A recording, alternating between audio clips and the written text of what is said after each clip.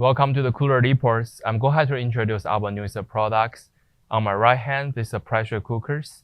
As you can see, entirely the body and top lid, everything, they're making by the stainless steels. And we can see the units have two handlebars on side of the units and mount on the bottom of the pot. Let's take a look at the overall dimension first. For the units, the entire length is about like 22 inches. And the overall heights, they are about like 21.5 inches.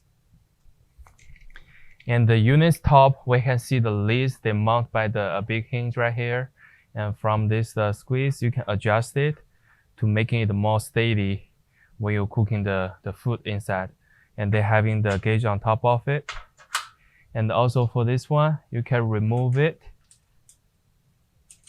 to put the pressure gauge right here. Now let's open the lid to see the inside dimensions. For the inner side dimensions, for this pot, it's about like 15.5 inches in the diameters.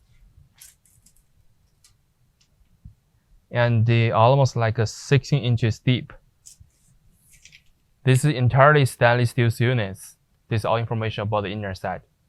Thank you for watching these videos. And if you have more questions about the products, please contact with us.